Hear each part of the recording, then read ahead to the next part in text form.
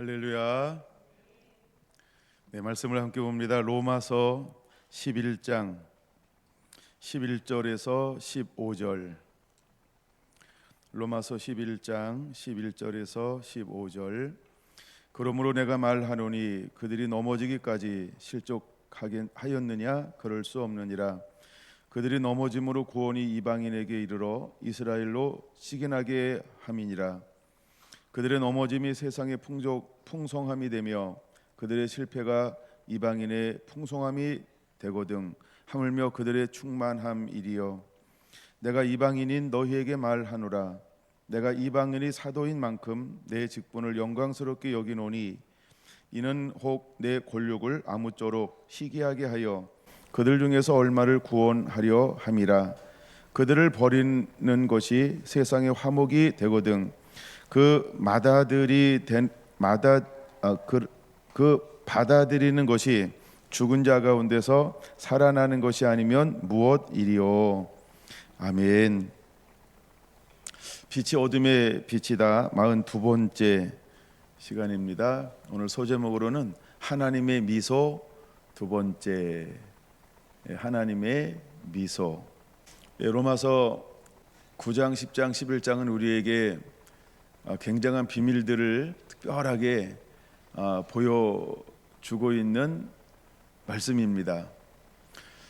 그 중에서 이제 오늘 나누려고 하는 것은 하나님이 이제 복음이 이스라엘 가운데 머물렀다가 어떻게 해서 이제 본격적으로 이방인에게로 넘어가고 있는가, 이 부분을 이제 함께 지난 시간에 이어서 오늘도 좀 더 이제 깊이 들어가서 한번 다루어 보려고 합니다.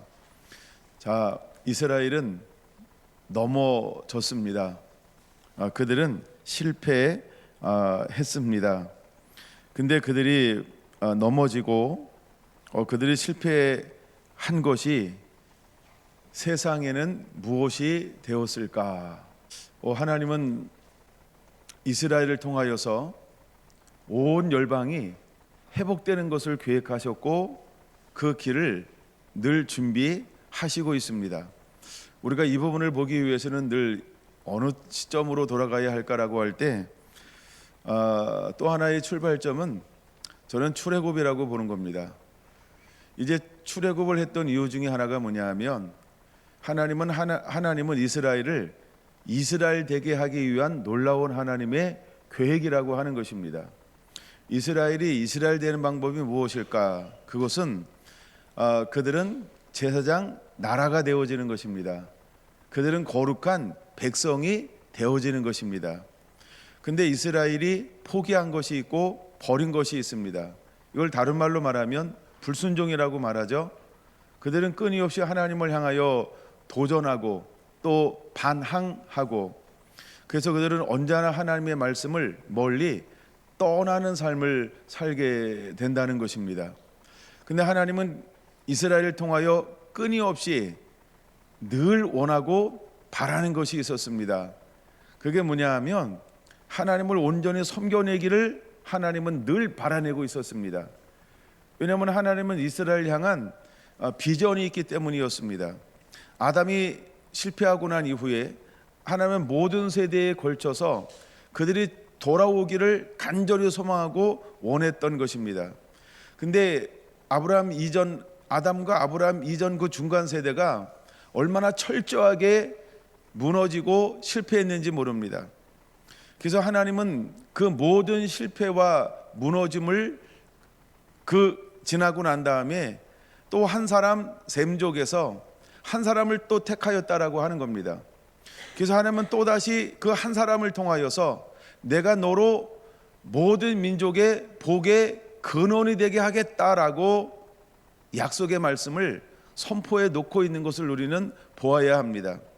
단순히 아브라함은 이스라엘을 대표하는 사람이 아니고 이스라엘 플러스 모든 이방, 이것을 대표하는 사람으로 하나님은 일찍이 아브라함을 선택하셨다라고 하는 것입니다. 근데 하나님께서 아브라함 속에 무엇을 보았는가? 그 마음 속에 하나님을 향한 고든 마음, 한결같은 마음, 변치 않는 마음, 이것을 우리는 충성됨이라고 보는 것입니다. 물론 그도 연약하고 미숙한 것들이 많이 있습니다. 그러나 그는 하나님의 부르심 앞에 결정적인 것에서는 전혀 흔들림이 없는 사람이었다는 것입니다. 이제 오늘 다시 한번 주님을 맞이하기 위해서 준비되어지는 신부는 어떤 특징을 가지고 있게 될까라고 할 때, 그런 아브라함과 똑같은 특징을 가지고 있는 충성된 사람이어야 한다라고 하는 것입니다. 우리가 미숙할 수 있어요. 우리가 연약할 수 있어요. 우리가 많이 부족할 수 있어요. 예, 물론 두렵고 떨고 다 그럴 수 있어요, 아브라함처럼.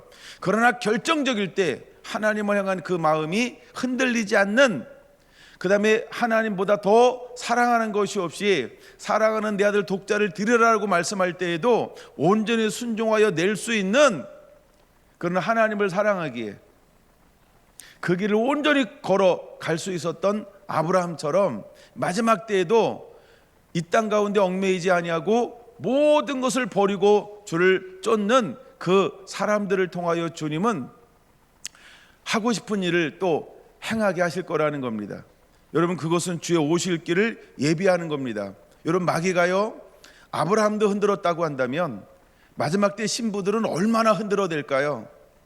마지막 때 신부도 사단을 할 수 있으면 망가뜨리려고 그가 할 수 있는 온 힘을 다하여서 공격하게 할 거라는 것입니다. 여러분, 하나님은 대놓고 아브라함을 찾아오셔서 이렇게 말합니다. 내가 너를 시험하노라 라고 말입니다. 하나님은 아브라함을 대놓고 시험했습니다. 이제 선택은 아브라함에게 달려 있었던 것입니다. 그러나 그는 아침 일찍 하나님의 말씀을 듣고 하나님이 원하시는 그곳을 향하여서 출발했다라고 하는 것입니다. 3일이라고 하는 것은 충분히 갈등할 수 있고 생각할 수 있고 연민할 수 있고 또 한번 멈춰 설 수 있고 내가 한번 다시 한번 새롭게 내 생각을 한번 품을 수 있는 충분한 여지가 있는 시간이 3일 길이라는 것입니다.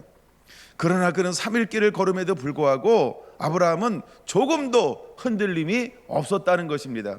오히려 그를 흔들리는 대신 그를 통하여 나타나는 것은 무엇일까요? 하나님을 향한 절대 신앙, 절대 믿음, 절대 순종만이 그에게 드러났던 것을 우리는 볼 수 있습니다. 하나님이 예비하실 것이다, 하나님이 준비하실 것이다, 하나님이 하실 것이다, 그는 분명히 믿음으로 고백하고 있는 것을 볼 수 있습니다. 하나님이 이삭을 통하여 축복해 주겠다라고 한 그 말씀, 너를 통하여 난 그 아들을 통하여 하나님 일하겠다고 하는 그 말씀을 그는 굳게 믿고 믿음으로 나아가는 사람이었습니다. 그는 하나님이 이삭을 죽일 거라고 생각했습니다.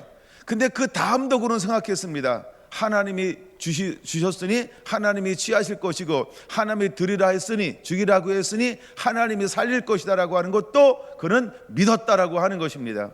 여러분, 그 속에 무엇이 들어가 있나요? 예수 이 땅 가운데 오셔서 우리의 죄값을 대신 지불하기 위해서 그는 죽으셔야 했던 것입니다. 피를 흘리셔야 했던 것입니다. 근데 하나님은 그 속에 우리가 모르고 있는 또 하나의 놀라운 계획을 가지고 있었던 것이죠. 그것이 무엇인가요? 죽음을 이기고 그는 부활하실 거라고 하는 것입니다. 예수님은 죽으셨습니다. 그리고 3일 만에 부활하셨던 것입니다. 이미 아브라함은 무엇을 믿었을까요? 하나님의 말씀을 믿었습니다. 약속을 믿었습니다. 하나님은 단순히 여호와 일에 준비하시는 하나님 그 이상을 아브라함은 믿음으로 고백할 수 있었던 것입니다. 여러분, 바로 이 하나님은 아브라함 속에 무엇을 담아놨나요? 이미 모든 민족이, 아니 유대인과 모든 열방이 아브라함의 복을 받게 될 것이다, 아브라함을 통하여 주시는 축복을 누리게 될 것이라고 하는 놀라운 계획을 하나님은 아브라함 속에 숨겨 놓았다라고 하는 것입니다. 여러분, 이 복이 오늘 우리에까지 임하고 있는 것입니다. 우리 이것을 반드시 누리는 자가 되어야 합니다. 그래서 이스라엘이 실패하는 것이, 넘어지는 것이 이방인에게는 풍성함이 된다라고, 풍족된다라고 하나님은 분명히 약속해 주고 있습니다. 여러분, 원래 이 놀라운 축복은 먼저 이스라엘이 충분하게 누리는 것입니다. 여러분, 이스라엘이 차지하는 그 땅은 하나님께서 어떤 땅을 차지하게 했을까라고 할 때 잃어버렸던 에덴의 한 중심가에 그를 놓았던 것입니다. 많은 역사학자들은 이렇게 이야기합니다. 이제 모든 에덴 동산에 네 강이 있었습니다. 네 강의 발원지가 있었습니다. 여러 가지 이제 지질의 현상과 지진과 여러 가지 현상을 통해서 이것이 더 넓어졌습니다. 그런 오늘날 과연 에덴 동산을 어디로 볼 것인가라고 할 때 여러분 어떻게 볼까요? 에디오피아에서부터 이집트까지 흐르는 강이 있습니다. 또한 저기 이라크에 있는 흐르는 강이 있습니다. 그래서 에디오피아에서부터 이라크까지가 에덴 동산이었을 것이다 라고 이야기합니다. 그럼 그 동산의 중심, 동산의 중앙은 어디일 것이냐라고 할 때 학자들은 이렇게 본다는 것이죠. 바로 이스라엘이 에덴 동산의 중심이었을 것이다 라고 하는 견해가 있습니다. 여러분 어떤가요? 근데 하나님이 그 이스라엘 사람들을 들여보낼 땅을 어떤 땅으로 지칭하고 있냐는 것이죠. 그 땅은 하나님이 보시기에는 젖과 꿀이 흐르는 땅이라고 하는 것입니다. 그건 우리가 볼 땐 다른 땅일까요? 아니죠. 우리도 어떻게 그 땅을 바라봐야 할까요? 젖과 꿀이 흐르는 땅이라고 하는 것입니다. 여러분 에덴이라고 하는 것의 개념은 이거죠. 하나님의 통치하고 지배하고 다스림을 통해서 우리의 수고나 노력이 아닌 하나님의 은혜로 사는 곳이라고 하는 겁니다. 즉 우리가 하나님 말씀에 순종하면 하나님 우리에게 필요한 모든 것을 공급해 주겠다. 신약과 구약에 충분히 하나님 우리에게 말씀해 주고 있다라고 하는 것입니다. 단순히 이것은 에덴 동산의 개념으로만 끝나는 것이 아니고 또한 젖과 꿀이는 가나안 땅의 개념으로 끝나는 것이 아니고 주님께서는 우리에게 신약에 오셔서도 동일한 개념으로 말씀하고 계신다라고 하는 겁니다. 그 말씀이 무엇이냐 하면 너희는 먼저 그의 나라와 그의 의를 구하라. 그리하면 이 모든 것을 너희에게 더 하시리라 라는 결정적 말씀인 것입니다. 여러분 이 말씀은 우리가 하나님 말씀대로 살면 우리가 땅의 개념이 회복될 뿐만 아니라 우리의 심령이 회복되어져서 땅도 회복되어지고 심령이 회복되어져서 우리의 필요한 모든 것을 하나님은 회복된 땅과 심령을 통해서 이 땅 가운데 풀어놓고 공급하시겠다라고 말씀하고 있는 것입니다. 여러분 땅의 회복은 여러 가지로 설명할 수 있죠. 제가 심령의 회복에 대해서 이미 여러분들의 말씀을 들었던 것입니다. 오병의 역사가 무엇의 상징일까요? 심령의 회복입니다.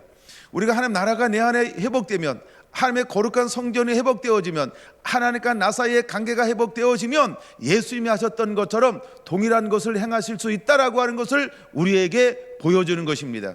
할렐루야. 이처럼 하나님은 이미 이 모든 것을 우리에게 회복할 것이고 풍성하게 할 것이고 풍족하게 할 것이라고 하는 것을 충분히 보여주고 있다라고 하는 것입니다. 근데 아직도 어떤 상태에 있을까요? 이방인은 구원받아야 한다는 겁니다. 아직 이방인에게 복음의 빛이 비춰지고 있지 않다라고 하는 것입니다.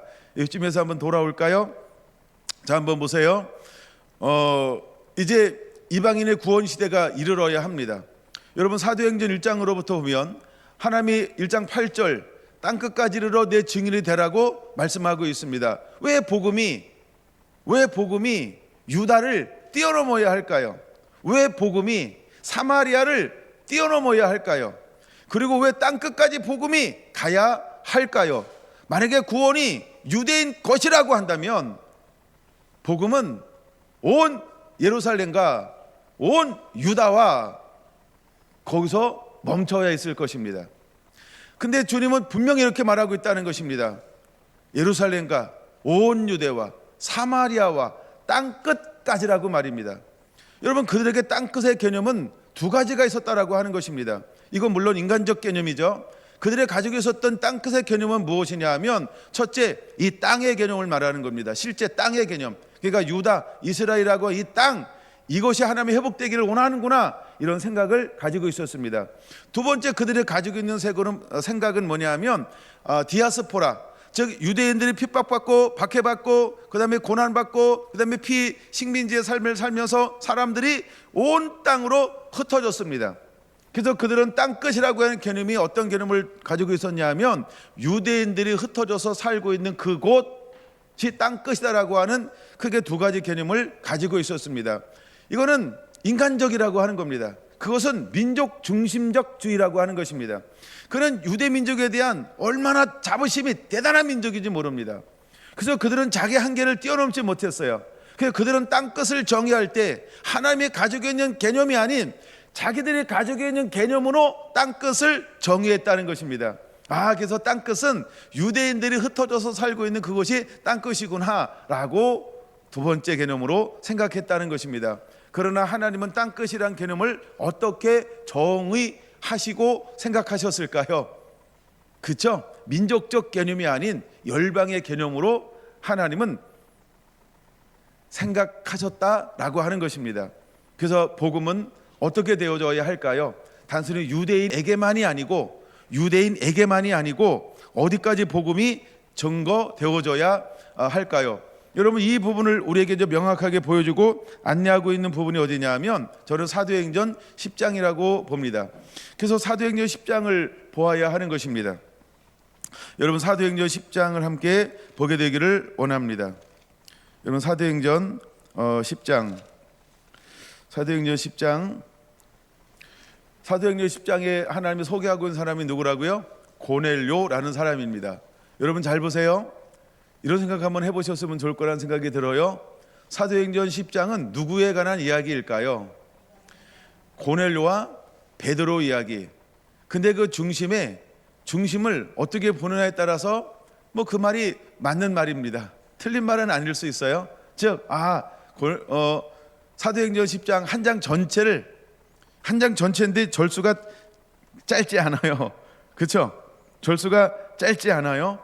그러니까 이 성경을 한 장 전체를 할애하는데 누구 이야기로 시작할까요? 고넬료 이야기로 시작한다. 그럼 고넬료는 무엇을 대표하는 것이다? 이방인을 대표하는 것이다. 그러니까 이방인의 문을 여는데 고넬료가 문의 역할을 하는 거고, 그 다음에 하나님은 복음이 이방인으로 나가기를 원하는데 그 사람을 하나님은 누구를 선택하셨을까라고 할 때 고넬료라고 하는 백부장을 선택하셨다는 겁니다. 그래서 그 이야기는 짧지 않습니다. 몇 줄로 끝나지 않습니다.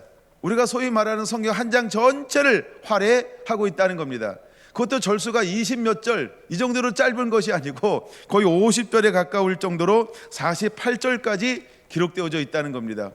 왜 하나님은 이 중요한 부분에, 여러분 성경이 66권밖에 되지 않잖아요. 근데 그 성경 중에서 한 장 전체 48절을 할애하면서 고넬료 이야기를 왜 소개하고 있을까? 하나님이 볼 때 이것은 매우 중요한 사건이 될 것이기 때문인 것입니다. 그래서 이 사건을 명확하게 기록하고 있는 것입니다. 이 사건을 초월적인 방법으로 사람이 이해할 수 없는 하나님의 섭리를 충분히 우리에게 설명하면서 고넬료 이야기를 우리에게 알려주고 있는 것입니다. 왜 하나님은 이 사도행전 10장을 이렇게 구체적으로, 그 다음에 어떤 우리의 방법이 아닌 어떤 하나님의 극적인 역사, 표적, 이적, 능력, 그 다음에 사도행전 1장과 어쩌면 2장 같은 이런 이야기를 하나님은 사도행전 10장에 또다시 기록하고 계시냐는 것입니다. 그러므로 사도행전 10장은 어떤 장이냐면 이방인을 향하여 문을 여시는 하나님의 계획인 것입니다. 그러므로 우리는 사도행전 10장을 보는 시각이 이제는 새롭게 열려지고 바뀌어져야 합니다. 제가 이제 이거에 대한 감동을 받고 남의 설교 10편 이상을 들어봤습니다. 듣는데 책을 읽는 건 빨리 읽어요. 근데 설교 듣는 것은 어쨌든 시간이 있어야 돼. 2배속 해도 2배속 이상 안 나오니까 2배속을 해도 2배속은요 집중해야 들리는 게 2배속입니다. 편안하게 듣는 것은 1.25입니다. 그렇죠? 물론 1.5도 약간 편하게 들을 수 있어요. 1.75도 조금만 생각이 출장 갔다 오면 못 알아들어요. 그러니까 2배속으로 남의 설교를 10편 이상을 들어봤어요. 근데 제가 나누고 싶은 관점으로 이것을 나누는 분이 한 분도 없었다는 겁니다. 하여간 그래서 내가 다른 정보는 다른 이제 어떤, 이건 정보죠. 그 실력을 키우는 거니까 그 어떤 다른 정보는 얻었지만 제가 나누고 싶은 방향으로 함께 이 부분을 나누는 것에 있어서 도움을 받은 것은 없었습니다. 근데 약간 중요한 것은 하나님은 사도행전 10장을 통해서 우리에게 또다시 놀라운 것을 보여주고 싶어 하신다는 것입니다. 여러분, 오늘은 우리가 로마서 11장을 보면서 사도행전 10장을 이 시간에 연결하는 것은 굉장히 필요하다라고 하는 것입니다. 그러므로 지난 시간에 이어서 오늘 여러분에게 나눠주는 이 부분을 새롭게 여러분들은 들을 수 있는 귀가 열려져야 할 줄로 저는 믿습니다. 자, 먼저 11장으로 넘어갈 건데요. 이거를 먼저 시작할게요. 11장 19절 이렇게 말합니다. 그때 스데반의 일로 일어난 환란으로 말미암아 흩어진 자들이 베니게와 구브로와 안디옥까지 이르러 유대인에게만 말씀을 전하는데, 이렇게 말합니다. 에게만이라고요. 제가 약간 에게만, 에게도의 말씀을 한 10여 년 전에 이 말씀을 전한 적이 있습니다. 자, 먼저 그들이 흩어졌는데, 그들은 흩어지고 난 다음에, 흩어졌다라고 하는 말은 무슨 말일까요? 핍박이 왔어요. 강제 해산이죠. 강제 해산되었는데 흩어졌단 말이에요. 그럼에도 불구하고 그들은 복음의 대상이 누구에게만 한정되었냐는 거죠. 유대인에게만 복음이 한정되었다는 것이죠. 여러분, 이것이 베드로를 위시한 모든 제자들, 또한 120문도의 생각, 그 다음에 초대교회 성도가 되고 멤버가 되고 은혜를 누리고 하나님의 영광을 누리는 이 사람들의 제한적, 어떤 민족적 한계성이라고 하는 것입니다. 그들은 유대인에게만 복음은, 구원은 우리 것이다라고 하는 국수주의가 있었다는 것이죠. 그들은 이것은 우리에게 속한 거야. 아니, 어떻게 구원이 이방인에도 갈 수 있어? 에이, 택도 없는 소리. 그들은 그것을 전혀 고려하지 않았다는 것입니다. 여러분, 그들은 사도행전 1장 8절의 말씀을 땅끝까지라는 말을 들었을까요? 안 들었을까요? 들었다. 근데 그들은 땅끝을 뭐라고 생각했다? 아까 두 번째 얘기했죠? 흩어져 있는 디아스포라, 흩어져 있는 유대인들이 가서 살고 있는 그곳이 땅끝이라는 생각을 가지고 있었다. 그래서 그들은 그 생각을 가지고 있는 거예요. 이거는 복음은, 구원은, 영생은 유대인에게만 속한 거야, 이스라엘에게만 속한 거야 라고 하는 것을 가지고 있었다는 거죠. 그래서 그들은 흩어져서도 누구에게만 복음을 전했을까요? 만약에 여러분 보세요, 이 복음이 유대인에게만이 아니고 사실은 모든 사람에게 이 구원이 필요해 라고 그들이 머리로부터, 이제 생각으로부터 인정했다고 한다면 흩어졌어요. 그럼 그들은 유대인에게만 복음을 전할까요? 아니죠. 만나는 사람에게도 복음을 전했겠죠. 여러분, 우리가 가지고 있는 사고의 체계가 깨워지지 않으면, 내가 가지고 있는 전통적 사고가 깨워지지 않으면, 우리 교회가 가지고 있는 신학적 사상으로 이렇게 울타리를 치고 있는 것이 깨워지지 않으면 누구를 담아낼 수 없을까요? 하나님의 생각이요, 하나님의 계획이요, 하나님의 부르심이요, 하나님의 영광을요 담아낼 수 없을 것입니다. 난 여러분들에게 정중히 부탁을 드립니다. 내가 가지고 있는 것을 때로는 깰 필요가 있습니다. 이제 여러분 생각의 울타리 밖으로 하나님은 복음이 증거되기를 원하고 있다라고 하는 겁니다. 자, 그 다음 절 볼까요? 20절입니다. 그 중에 구브로와 구레네 몇 사람이 안디옥에 이르러 헬라인에게도 말하여 주 예수를 전파하니 라고 말하고 있습니다. 와우. 자 보세요, 여러분. 그러면 이스라엘 가운데 살고 있는 사람이었나요? 구레네나 구브로에 살고 있는 사람이었나요? 그렇죠? 그러니까 이거는 정통 이스라엘이 아닙니다. 오래도록 이방인에 가서 거기서 안주하며 살면서 거기서 복음이신 예수님을 만났던 사람들 중에 이런 의미예요. 그 사람 중에 한 사람이 누구일까요? 바나바. 20절에 보면 바나바 이렇게 나오죠. 바나바 나오죠. 나중에 저기 4장에도 바나바, 구레네 사람 바나바가 소개가 되어지고 있기도 합니다. 근데 바나바에 의해서 어떤 일이 벌어지는 거예요? 헬라인에게도 복음이 증거되기 시작합니다. 자, 그러면 19절이 끝나고 난 다음에 21절은 기록이 없죠. 그러니까 21절 같은 기록은 없죠.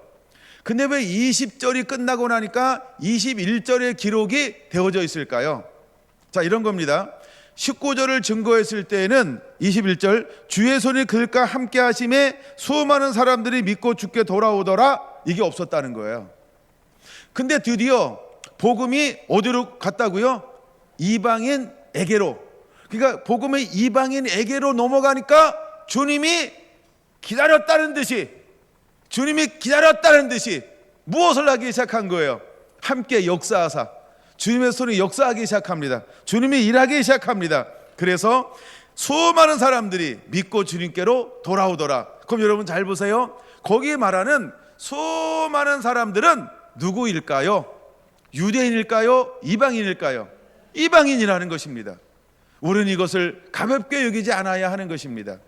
여러분, 하나님이 이방인에게도 복음을 증거되기를 얼마나 애타게 기다렸는지에 대한 아버지의 마음을 우리는 충분히 이해하고 있어야 합니다. 그게 드디어 복음이 이방인에게 넘어갔습니다. 이방인에게도 복음이 증거되기 시작했습니다. 여러분, 주님은 이것을 놓치지 않았습니다. 그들의 이방인에게도 복음을 증거하는 순간 하나님은요 그들과 함께 하사 나타나는 표적과 이적과 기적을 통하여 수많은 영혼들이 주께로 추수되어질 수 있도록 함께 그들의 전하는 복음의 강력한 능력과 힘과 권능을 실어 주셨다라고 하는 것입니다. 할렐루야. 우리의 능과 힘으로 되는 것이 아닙니다. 여러분, 모든 나라, 모든 민족, 모든 열방이 예수님께로 돌아오는 것은 하나님의 뜻입니다. 돌아와야 합니다. 예수님을 임금과 구주로 모셔드려야 합니다. 여러분, 그러고 있으면 안 됩니다. 마음의 문을 여시고 예수님을 임금과 구주로 모셔드리는 놀라운 역사가 일어나야 할 줄로 믿습니다. 단순합니다. 우리는 고백하기만 하면 됩니다. 주여, 내 안에 오시옵소서라고 말입니다. 나는 주님을 원합니다라고 그 한마디면 되는 것입니다. 그때 주의 손이 함께 역사하기 시작합니다. 여러분, 이스라엘에 머물렀던 사람들이 아닌 저 구레네와 구브르에 머물렀던 그 흩어졌던 어쩌면 1.5세일지도 모릅니다. 어쩌면 2세일지도 모르고 전혀 거기서 태어나서 거기서 자라난 사람들일지 모른다는 겁니다. 근데 그들은 무엇을 품게 되었을까요? 이스라엘 가운데 살았던 유대인들보다 그들은 이방인을 품어내는데 어떤 마음이 있었을까요? 열린 마음, 포용적인 마음이 있었다라고 하는 겁니다. 여러분, 이것은 나중에 바나바의 설교를 남의 거 한번 여러 개 들어보세요. 물론 저도 옛날에 바나바 한 곡 있으니까 어디 있는지 잘 몰라요. 한번 찾아서 들어보시고요. 그러면 충분히 이해가 될 것입니다. 왜 바나바를 하나님이 이렇게 들어 쓰시고 사용했는가? 여러분, 바나바와 사울을 하나님이 나중에 따로 세우는 것을 볼 수 있습니다. 왜 바나바와 사울을 따로 세울까? 왜 사울과 바나바를 따로 세울까? 왜 따로 세울까요? 여러분, 사도 바울을 하나님께서 부른 이유가 뭐라고요? 내가 너를 이방인의 그릇으로 삼겠다라고 말한 겁니다. 근데 이방인으로 그릇으로 삼을 그 짝꿍을 처음에 하나님은 누구를 붙여주었을까요? 바나바라고 하는 구레네 사람, 구브로 사람을 붙여주었다는 것입니다. 거기는 어떤 의미가 있을까요? 그는 생각의 한계성을 유대인으로만 두고 있지 않다는 것입니다. 그는 이미 마음속에 무엇이 준비되어져 있는 것을 보여주는 걸까요? 이방인을 향한 생각이 열려져 있는 사고를 가지고 있는 것을 하나님이 보고 계셨다라고 하는 것입니다. 그러면 우리는 스스로 변화되어져야 합니다. 아하, 그렇구나. 이제 하나님은 이방인이 구원받기를 원하는구나. 할렐루야. 이제 우리가 주님이 다시 오실 때 우리가 어떤 사고를 가지고 있어야 할까요? 이제 여러분, 우리가 못 품을 사람이 없어야 한다는 겁니다. 오늘 시대에 우리가 못 품을 사람이 없다. 이것은 어떤 의미일까요? 여러분, 첫째, 우리는 이걸 하면 뭐라고 표현할까요? 일단 한번 나라들로 한번 얘기해 보면, 그렇죠? 일단은 공산주의를 품을 수 있어야 합니다. 그렇죠? 불교주의, 여러분, 동남아는 불교입니다. 불교를 품을 수 있어야 합니다. 그 다음에 뭘 품을 수 있어야 될까요? 아랍, 우리가 이슬람을 품을 수 있어야 합니다. 또한 많은 샤머니즘, 이걸 품을 수 있어야 합니다. 그렇죠? 우리의 생각과 우리의 방법과 다른 모든 이 정치 체계와 문화 체계를 품어낼 수 있는, 복음으로 품을 수 있는 사고, 열린 사고를 가지고 있느냐라고 하는 것입니다. 우리가 좀 더 작게는요, 일본이죠. 우리에게 피해를 입힌, 이 감정 참 진하잖아요. 너 품을 수 있느냐, 뭐 이런 겁니다. 그 다음에 우리 교회 안으로 들어오면 또 뭐가 있을까요? 나하고 생각이 달라. 그냥 저 사람이 아니고 저놈은 나랑 달라. 에이, 왼서 죽어라. 이렇게 뭐 사고로 막 이렇게 뭔가 이렇게 마음을 닫아놓고 사는 사람이 있을지도 몰라요. 하여간 이런 게 사고죠. 이런 사람도 품을 수 있느냐? 하나님이 우리에게 열린 사고를 하고 있고 그를 품어낼 수 있는 이런 사람들을 하나님은 찾으신다라고 하는 것입니다. 여러분, 그런 마음이 충분히 준비되어져야 할 줄로 믿습니다. 그 중에 한 사람이 나랑 원수된 사람이에요. 나랑 원수된 사람들은 옛날에는 나랑 가장 가까운 사람이었을 겁니다. 먼 사람은 절대로 원수가 되지 않습니다. 그렇죠?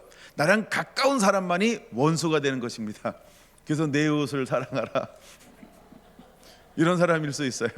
그래서 우리는 그들로 포용하고 품을 수 있는 그런 열린 마음, 준비된 마음이 우리 안에 일어나야 있어야 할 줄로 믿습니다. 하나님 이런 사람들을 찾는 거예요. 그래서 하나님은 바나바라고 하는 사람을 등용하시고 그 다음에 계속해서 바나바를 하나님은 이름을 중요할 때마다 바나바의 이름을 등장시키고 있는 것입니다. 여러분, 바나바는 초대교회가 성령을 받을 때 등장한 이름이 바나바입니다. 그리고 이방 선교의 문을 여는 주역으로 쓰임받은 사람이 바나바입니다. 그리고 그 바톤이 사도 바울에게 완전히 이양된 이후에 자연스럽게 사라져간 사람이 누구라고요? 바나바라고 하는 것입니다. 그럼 1차 전도여행까지는 같이 했어요. 2차 전도여행 때 서로 헤어졌어요. 그럼 1차 이미 사역이 시작이 됐어요. 2차 이제 사역이 녹아져서 물 들어가고 있는 거죠. 그때 하나님은 바나바와 사도 바울을 헤어지게 만들고 이제는 독단적으로 어떤 사람만 기록하고 있어요? 사도 바울만 기록하고 있죠. 이런 것처럼 바나바를 하나님은 초대교회 이스라엘의 부흥이 많은 그 순간부터 이방인의 첫 번째 사역을 감당할 때까지 하나님은 바나바의 이름을 성경에서 지우지 않았다는 겁니다. 이건 어떤 의미가 있는 걸까요?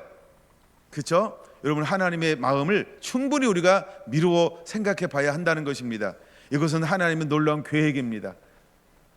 그래서 하나님은 바나바라고 하는 이름이 등장할 때마다 저 이런 생각을 합니다. 하나님이 얼마나 기뻐하셨을까? 이것을 저는 오늘 제목으로 하나님의 미소라고 보는 것입니다. 여러분, 우리는 하나님의 미소를 잊지 않아야 합니다. 우리의 생각과 하는 생각이 다릅니다. 하나님은 바나바를 통하여 놀랍고 새로운 일을 해 나가고 계셨던 것이죠.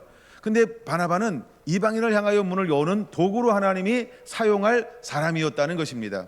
자, 근데 오늘 바나바보다 이제 먼저 하나님이 등장하는 사람이 누구냐 하면 사도행전 10장에 그 사람이 누구일까요? 베드로라고 하는 사람이었다는 것입니다. 여러분, 베드로는 제자 중에 제자, 우리가 제자 중에 어떤 수제자라고 부를 수 있고 또 제자를 대표하는 사람이 누구일까요? 베드로입니다.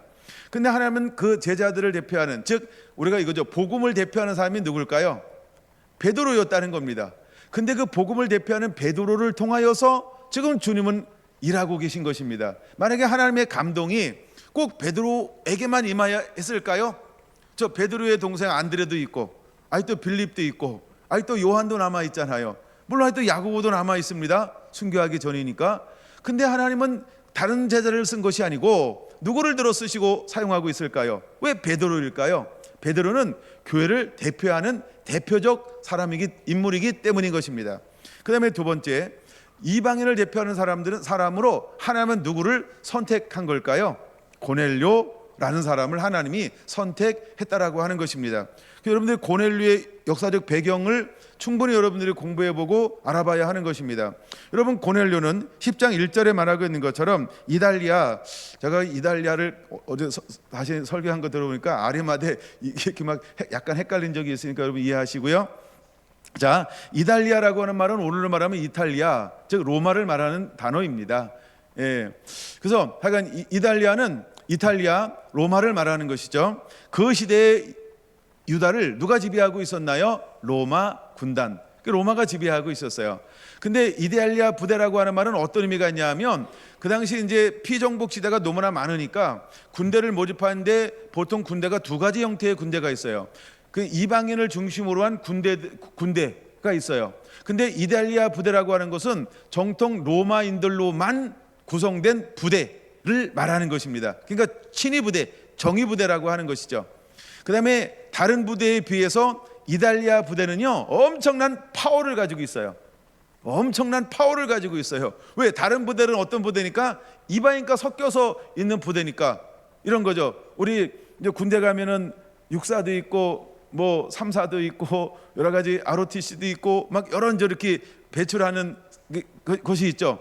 가장 한국에서 센 출신은 어디 출신일까요? 답은 줬잖아요, 그렇죠? 육사 출신이요. 그렇죠? 그게 육군이에요. 육군은 육사 출신보다 더 강한 출신이 없어요. 그런 것처럼 그때 로마에서 가장 강력한 힘 있는 부대는 어떤 부대냐 하면 이달리아 부대였다는 것입니다. 근데 거기에 백부장이었다. 얼마나 파워가 쓸까요? 얼마나 파워가 쓸까요? 파워 중에 가장 센 파워를 가지고 있는 사람이 고넬료라고 하는 사람입니다. 근데 나중에 보면 34장 24절에 보면 이런 말을 합니다. 고넬료가 그의 친척과 가까운 친구들을 모아 기다리더니 라고 말합니다. 여러분, 단순히 고넬료 한 사람이 변화받은 것이 아니고 고넬료를 위시한 누가 변화받았을까요? 그의 모든 친척들이 변화되었습니다. 그럼 그 친척들은 누굴로 구성되어졌을까요? 전부 정통 로마 사람들이에요. 그다음에 그 친구들은 누구를 말하는 걸까요? 그렇죠? 그것도 잘 나가는 집안의 자제들, 2세를 말합니다. 잘 들어야 됩니다. 잘 나가는 집안의 2세들. 여러분 잘 보세요. 기업을 누구한테 물려주죠? 자녀들에게, 2세에게 물려주죠. 그러니까 친구들이라고 하는 것은 로마의 유력한 정치를 하고 있는 자녀, 자제들, 이런 의미가 있는 거예요. 근데 그들이 함께 무엇을 받게 되어지나요? 무엇을 받게 되어집니까? 성령이 그들에게 임합니다. 44절, 베드로가 이 말할 때 성령이 말씀을 듣는 모든 사람에게 내려오니, 그 말씀을 들었어요. 누가 들었다고요? 24절의 사람들이. 그럼 모든 친척들이 들었어요. 그 다음에 또 누가 들었다고요? 친구들이 들었어요. 그 친구들은 누구라고요? 고넬료도 잘 나가는 집안의 자제인데, 또 그 친구들도 누구라고요? 로마에서 원에 잘 나가는 자제들이라고 하는 겁니다. 자, 그들이 뭐가 되었습니까? 복음으로 변화가 되었습니다.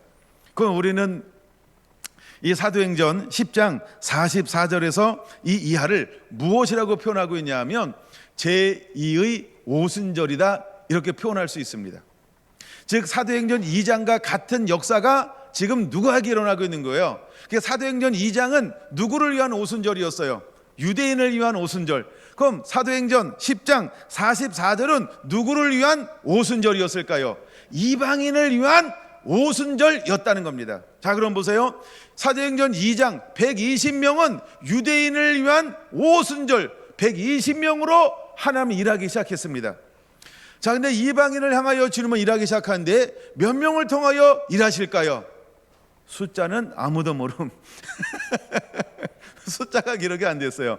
근데 중요한 거기서 자꾸 24절을 제가 읽는 거예요.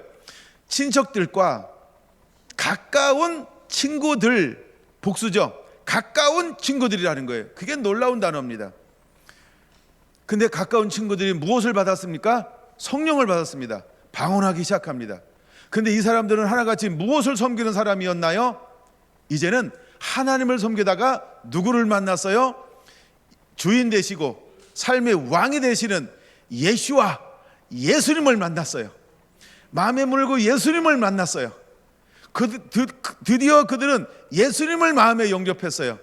그리고 그들은 예수님을 영접하고 말씀을 듣는 동시에 그들 안에 하나님이 무엇을 부어 주었을까요? 성령이요. 여러분 잘 보세요. 사도행전은 무엇으로 시작이 되는 겁니까? 성령이 임함으로. 그래서 온 유대와 예루살렘과 온 사마리아가 복음으로 변화되기 시작을 합니다. 하여간 지금 좋은 얘기만 먼저 할게요. 복음으로 변화되기 시작합니다. 자, 그러면 이방인인 가까운 친척들이, 그다음에 모든 친척들이, 그다음에 가까운 친구들이 무엇을 경험합니까? 오순절을 경험했습니다. 이 사람들은 남은 인생을 어떻게 살아가게 될까요? 성경에 기록되어져 있지 않음. 그러나 우리는 충분히 미루어 짐작해야 합니다. 하나님은 고넬료를 뭐 하는 사람으로 사용했을까요? 문을 여는 자로요. 그럼 이들이 계속 가이사랴에만 머물렀을까요? 즉 유대 땅에만 머물렀을까요? 때가 되면 순환 근무를 하죠. 때가 되면 순환 근무를 하죠. 어떤 사람은 로마로 갔을 것입니다.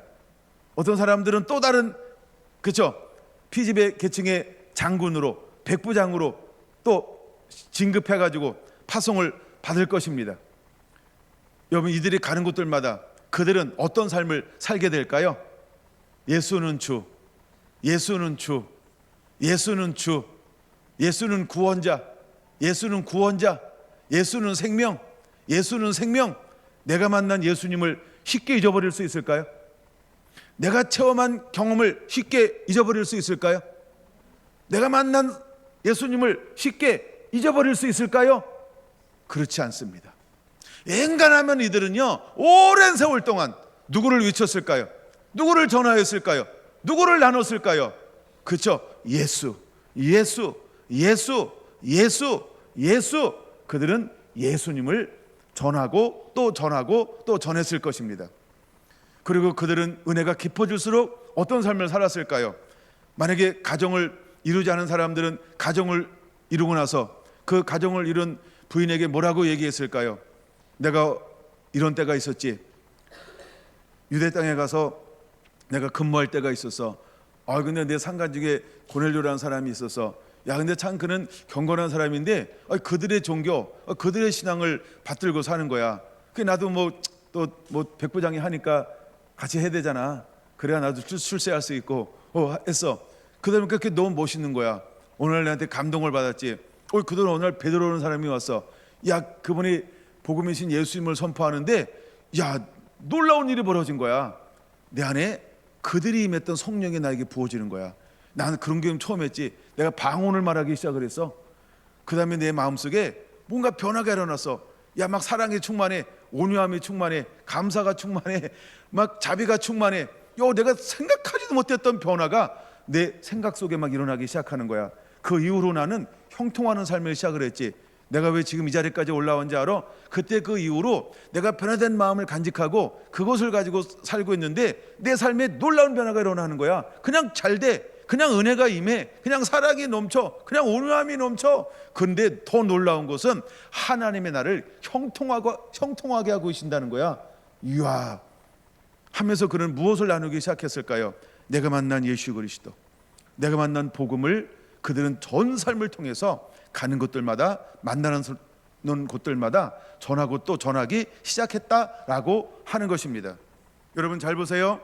이 일이 성령이 임한 지 몇 년 후에 일어나는 일이라고 말씀드렸나요? 7년. 그렇죠? 최소 6년입니다. 이미 최소 6년이 지나고 난 다음에 이 일이 일어났습니다. 그러면 이 일이 일어나고 난 다음에 이들이 각 처소로 흩어졌을 때, 처소라고 하는 그들이 각 고향으로 흩어졌어요. 그럼 그들의 고향이 어딜까요? 로마 아닙니까? 그럼 그들이 로마에 가가지고 그냥 자기들끼리 모여서 살까요? 아니죠. 그들은 친교하는 문화가 있죠. 그들은 교제하는 문화가 있죠. 또 어쩔 수 없이 교제해야 되는 삶을 살아야만 되는 거죠. 그럼 그들은 그 본국으로 돌아가서 무엇을 했냐는 것이죠. 그냥 쭉 건너뛸까요? 313년이 그냥 온 걸까요? 국교가 선포되는 것이 그냥 된 것일까요? 그렇죠? 시작이 어디로부터 된 것일까요? 이 고넬료의 변화로부터, 이 44절의 성령의 임함으로부터, 24절 가까운 친척들과 모든 친척들과 그의 친척들과 가까운 친구들이 함께 모여 44절, 45절, 46절, 47절 이 놀라운 오순절을 경험한 사람들이 결국 그들의 사회 속에 들어가 어떤 역할을 감당했다라고 하는 것일까요? 복음의 문의 역할을 한 것입니다. 복음의 문의 역할을 했던 것입니다. 복음의 문의 역할을 했던 것입니다. 이제 오늘 오후에는 그 다음 걸 제가 볼 것인데요. 하여간 복음의 문의 역할을 했다라고 하는 것입니다. 그리고 난 다음에 그 다음에 하나님 일으키는 사람이 누구일까요? 그게 13장인 것입니다. 13장은 누가 일어나나요? 사도 바울입니다. 드디어 안디옥 교회가 무엇을 파송합니까? 선교사를 파송합니다. 그러나 여러분 잘 봐야 합니다. 이 사건이 있고 난 다음에 그저 거의 10여 년이 흘러가는 것입니다. 그럼 바로 사도 바울이 복음을 가지고 어디로 가게 될까요? 로마로 가죠? 절대 아닌 걸 여러분 아시죠? 1차, 2차, 3차가 끝나야 합니다. 그리고 4차 전도 여행이 죄수로 끌려가서 하는 게 뭐예요? 로마로 압송당하는 겁니다. 그럼 얼마나 더 걸려야 할까요? 얼마나 더 걸려야 할까요? 한 세대가 지나가고 또 다른 세대가 오고 있는 것입니다. 고넬료가 변화된 지 한 세대가 지나고 또 다른 세대가 오고 있다라고 하는 겁니다. 그러면 이것은 무엇을 보여주는 걸까요? 고넬료가 변화되고 그의 가족들이 변화되고 그의 친구들이 변화돼서 이미 로마라고 하는 사회 가운데 이 문이 열려져서 수많은 사람들이 자기가 열릴 문이라고는 전혀 생각하지 않고 있을 때에 또다시 누군가가 와서 무엇을 하는 걸까요? 그렇죠? 이제는 강력하게 무엇으로? 하나님의 말씀으로, 하나님의 성령의 권능으로 로마를 향하여서 강력하게 문을 열어준 사람이 사도 바울이었다는 겁니다. 어떤 거예요, 여러분? 한 번에 될까요? 안 될지 모릅니다. 1년에 될까요? 아닐지 모르죠. 어쩌면 하나님은 고넬료라고 하는 한 사람이 하나의 씨앗으로 하나님은 삼았을 것입니다. 근데 하나님이 이 씨앗이 떨어지는 것에 대해서 얼마나 기뻐하셨을까? 여러분, 오늘은 그것을 아는 것으로도 저는 충분하다고 여겨집니다. 여러분, 고넬료가 변화되는 것, 고넬료가 회심하는 것, 고넬료의 가정이 변화되는 것, 그의 가까운 친구들이 오순절 성령을 경험하는 것, 그리고 그들이 일상적인 삶을 살아가면서 그냥 내가 만난 예수 그리스도를 그들 친구들에게, 가까운 사람들에게 전달하고 가는 그 삶이 하나님 보시기에는 얼마나 보배롭고 귀중한지, 여러분, 우리가 그것을 한번 생각해 보라고 하는 것입니다. 여러분, 그 이면에는 무엇이 있는지 여러분 아세요? 이거 시간 되면 나눌지 모르지만 이런 게 있는 거예요. 여러분, 그들은 누구를 섬겨야 하는 사람일까요? 이탈리아 군대, 로마 군대 누구를 섬기는 사람이어야 할까요? 퀴리오스, 그 주라는 말입니다. 황제를 섬겨야 하는 겁니다. 황제가 주여야 합니다. 시저, 주여야 합니다. 근데 고넬료는 무엇을 바꿨나요? 주인을 바꿨습니다. 그는 출세했을까요? 이것이 공적으로 드러났을 때 그는 출세했을까요? 출세했을까요? 그는 전부를 버리면서까지도 무엇을 받아들인 사람일까요? 퀴리오스가 아닌, 그렇죠? 로드입니다. 예수님을 주님으로 받아들였습니다. 하나님은 어떤 사람들을 찾을까요? 주님을 위해서라고 한다면, 그 나라 의와 영광을 위해서라고 한다면 내 것을 전부를 버릴 수 있고 포기할 수 있고 헌신할 수 있는, 하나님 미랄되어질 수 있는, 하나님은 이런 사람들을 들어 쓰시고 사용하신다라고 하는 것입니다. 할렐루야. 그럼 또 한번 생각해 보세요. 이미 이야기했으니까 한번 약간만 더 해볼게요. 자, 한번 여러분 보세요. 사울이라고 하는 청년이 변화가 되었어요. 그렇죠? 근데 그는 이스라엘에서 누릴 수 있는 모든 것을 다 잃어버렸죠. 근데 여러분, 잃어버린 삶이 거리처럼 살았을까요? 정말 불쌍하게 살았을까요? 아니면 정말 형편없는 삶을 살았을까요? 누군가의 구제 대상으로 살게 되었을까요? 전혀 아니죠. 그는 하나님이 그를 높였어요. 하나님이 그를 보호했어요. 하나님이 그를 지켜주었어요. 하나님의 은혜를 함께 하심을 통해서 그는 결코 구차한 인생을 살지 않았어요. 누구보다도 멋진 삶을 살아내고 있는 사람이 누구였다? 사도 바울이었어요. 그러면 고넬료가 퀴리오스, 시저를 주로 섬겨야 될 사람, 오직 시저에게 충성을 다해야 할 사람, 그래야 정의 부자가 되는 거죠. 근데 그 사람이 주인을 바꿨어요. 이것이 드러났어요. 그러면 고넬료는 버림받았을까요? 낮아졌을까요? 모든 걸 뺏겼을까요? 가난한 자가 되었을까요? 힘없는 자가 됐을까요? 영향 없는 자가 되었을까요? 여러분 생각은 어때요? 저는 다 모릅니다, 역사를. 그러나 이런 생각을 한번 해본다는 겁니다. 하나님은 고넬료를 그렇게 형편없는 사람으로 만들지 않았다는 겁니다.